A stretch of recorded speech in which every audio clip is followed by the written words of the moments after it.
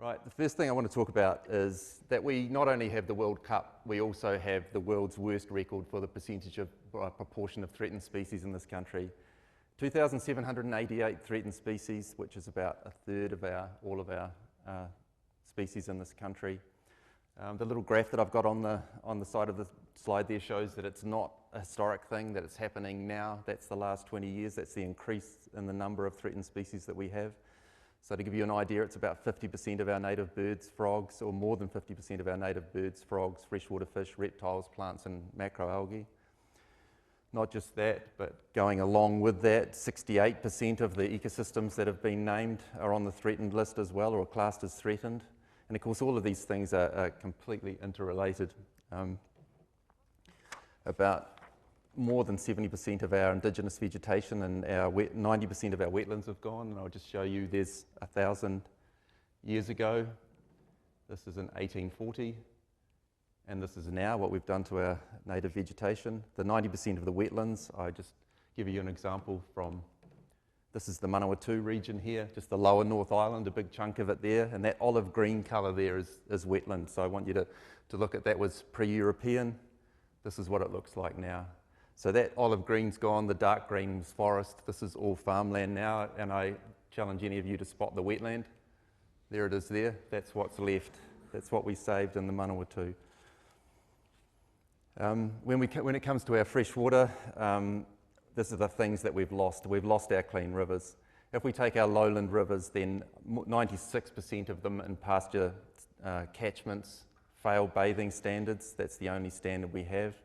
88% of them fail the guidelines for reactive phosphorus, 80% for nitrogen, even worse figures for our urban streams. Our Ministry of Health tells us that 18 to 30,000 people a year contract waterborne diseases. If we look at our lakes, the 112 odd that we monitor, 43% of them are classed as polluted. And it doesn't end there. Our estuaries are choked with sediment as well, to the extent that only one of the harbours still iconic species like snapper can spawn. And most of we have extra changes happening as well. We have more exotic species arriving, this biological homogenisation that's happening, so that now we have more than twice as many introduced plants as we have native. Around a third of our freshwater fish and bird species are introduced. At the same time, we've had this huge increase in the last 20 years, we've had a huge increase in cows, more than twice as many cows, a 7-fold increase in the number of dairy cows in the South Island. So we now have more than 6 million, or nearly 6 million cows. So if we think about the impacts of 6 million cows, that's equivalent to a population of 60 to 70 million humans in this country. Alongside this, in the last 20 years, we've had the highest rate of increase in phosphate use in the OECD and an 800% increase in the use of nitrogen. And we've had huge increases in the amount of erosion as well, with some really bad land management of our hill country farms as well. And then how does that compare with the rest of the world? I don't know how many of you saw that interview with John Key and Saka on BBC, where our Prime Minister seems to think that we're 100% pure, at least in comparison with the rest of the world, and he said that scientists were just like lawyers, you could go and get another opinion. Well, I've been waiting for his other opinion and I haven't seen it yet. But just to give us an idea of how we do compare with the rest of the world. It's really hard to do these comparisons, of course, but we can look at things like the proportion of threatened species. If we look at the proportion of threatened freshwater species that we have, around 2/3, 63% of them are listed as threatened. Compare that with the global average of 37%. Europe, the average is 42%. USA is 37%. The only country I could find as bad was South Africa. And then if we look at a peer-reviewed study, this compared 179 countries, came out of Australia a couple of years ago, showed that we were looking at things like, we're trying to measure our overall environmental impact, looking at natural forest loss, fertiliser use, habitat conversion, that kind of thing. Then we came out 18th worst in the world. That is 161 from the top, 18 from the bottom when you looked at our per capita impact. Of course, we're a small country, so if we look at our overall impact, we're still 47th worst in the world. So we're not even in the top half. We're way down when it comes to our environmental performance in comparison with the rest of the world. But you know, we pay taxes, we've got governments that we vote in, hopefully to look after us, so what have they done about it? I think that they've totally failed us, and I'll give you some examples here. If we look at the freshwater fish as a good example, we look at the legislation around them. In 1983, they created some legislation to totally protect one of our native species. It just happened to have gone extinct 50 years earlier, and there is no protection for our the rest of our native species. But the introduced trout has complete protection under law. A real lack of leadership from the Ministry for the Environment. We waited 20 years for a national policy statement on freshwater. It came out last year, and it was barely worth the paper that it was written on. And I wanted to show you some of the misreporting that the Ministry for the Environment does as well. So this is the 77 sites that are regularly monitored around New Zealand. This is just an example I'm showing you on the map here of the increase in nitrogen. Don't worry too much about that. The important thing here is that half of these sites are impact sites and half of them are control sites. Just like the previous talker was using control and impacts with humans. The trouble with the Ministry for the Environment is that they treat these sites as if they're one, and so they average the results. This is an example of some of the really bad science coming from them. This is our State of the Environment report, 10-yearly report the Ministry for the Environment put out a few years ago. Those straight lines in the caption with it, this is 20 years, well nearly 20 years worth of data from our 77 national monitoring sites, and it shows straight lines. And so they said this is, the top line's dissolved oxygen, the bottom line's temperature, everything's good. Look, flat lining, we're all good. The trouble with that is that they've averaged the averages of averages, and they've averaged the impact and the control sites together. Even worse than that, that top line dissolved oxygen, what that is a snapshot measure of something that varies like that. I mean, the dark blue dots that you can see there are a really badly impacted site on the Manawatu River, and that is diurnal variation. So every 24 hours, at 3 o'clock in the morning, it's dropping down to 30% dissolved oxygen. In the middle of the day, it's going up to 140%. The measure that gets used is when someone comes along and sticks a probe in the water in the middle of the day when they get there. And as you can see from that graph, then they'll probably find it around 100%. And so you take that incredibly variable measure, you take a snapshot of it, then you average it and average it for the monthly samples and average it over time, control and impact. I mean, it's just rubbish science. If one of my students handed that in, I would fail it. Another really big impact that's not even making the news and has been incredibly well hidden by industry is cadmium. We're putting heaps of superphosphate on this country and have been since the 1940s, and that's where you can see that line starting to creep up. The trouble with superphosphate is it comes laced with cadmium. It's marine-derived cadmium, and so we've been building up cadmium in our soil ever since the 1940s. Only one scientist has been brave enough at a regional council, Nick Kim at Waikato Regional Council, to report this, and he was under a lot of flack from Fonterra when he did it. That line that it's creeping up to there is the 1 milligram per kilogram, which is considered to be the danger level. At that level, if you eat food grown on that land, the chances are that you'll have a dangerous dose of cadmium.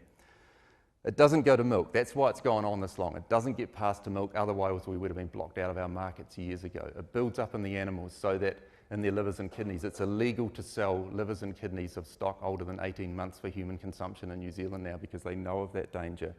Already it's showing up in our food. If we use the European standard for human intake, then all of New Zealand's toddlers, infants and children already consume cadmium at or near that European limit. So it's already showing up, but this has been so well kept a secret by industry, and this is one of the shocking things that the Ministry for the Environment should be working on. So what have they done about it? Well, they've set up a cadmium working group, which is dominated by industry representatives. They've totally failed to tell us what's going on. They've failed to tell farmers. I've yet to meet a farmer who knows this is a problem, and they've failed to reduce the contamination. So I don't know what this working group's done. They've put a paper out, but we're putting on more than ever. 40 tonnes of cadmium a year is going on this dairy land, mostly dairy land, and that's to run that many cows that I mentioned earlier.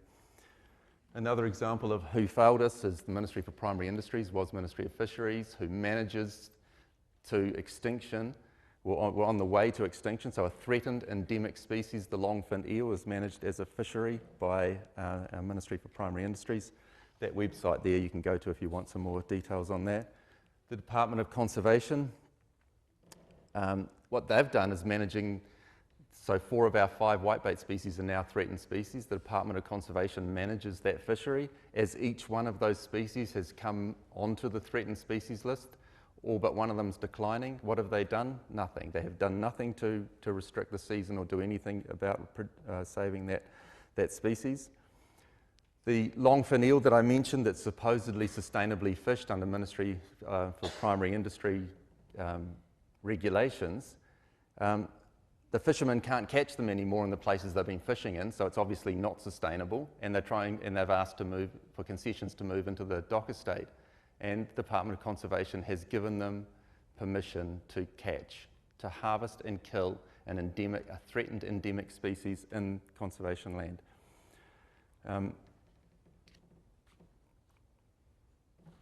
Sorry, I've just lost. Oh yeah, and the other thing that I was going to mention there, because I just can't see my slide here, is that only 2% of those threatened species have recovery plans, and contrast that with the USA where 85% of them have. Doesn't mean they do anything about it, but at least they have plans to do something about them. But the heart of the issue here is this. This is where the regional councils failed us. The graphic here from Ministry for the Environment shows really clearly just what's happening with our trying to manage our freshwaters in New Zealand. So this graphic's what it's doing here. I think I've got a pointer here somewhere. Whoops. No, maybe not. But what it's showing is, this is the landscape. We've got a bunch of dairy cows there. Those yellow arrows show the inputs of nutrients into our waterways. So you've got the dairy cows there.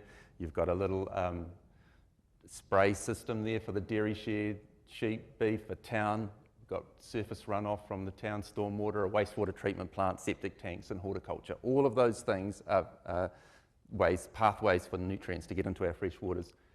Guess what we control? Guess what the regional councils control? Just those 2 things there. What comes out of pipes? Maybe 20% at best of the problem, completely ignoring the real issue, which is the intensification and the diffuse nutrient pathways into our freshwaters. So there's no way we're going to control, we're even going to look at the problem until we start looking at those issues. So really what we've ended up with is 2 worlds. We've got this John Key's 100% pure world, which is pretty much above 400 metres than the land that nobody wanted, except for its great Peter Jackson's kind of world, the places we go skiing, the pristine rivers, that exists, no doubt. But below that is where the real big impacts are. And this is what we've destroyed. And it's mainly been through intensive dairy farming.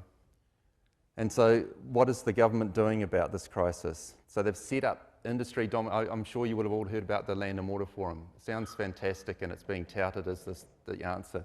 What it really is a group totally dominated by industry, and we can see that what they're coming up with is exactly what industry's asked for. We've got the cadmium working group, which I mentioned before. What have they done? We're still putting on more cadmium than we ever have before. There's real big talk at the moment about weakening the environmental protection with the RMA as well, so the central government's still at it.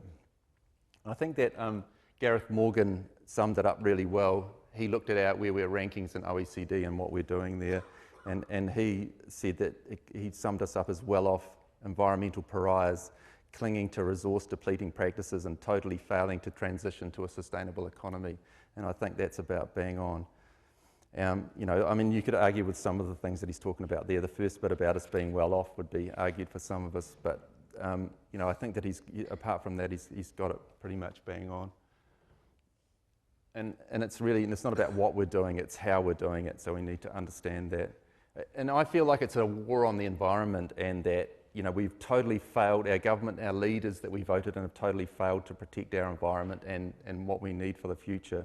And it feels a bit like, being in a war and being in a resistance movement trying to fight this. We have the odd win, but really it's just there's death by 1,000 cuts, and it's hard work trying to sort of hold the lines here. So I call on everyone here to join the resistance and see if we can save something for our children and our children's children. Thank you very much.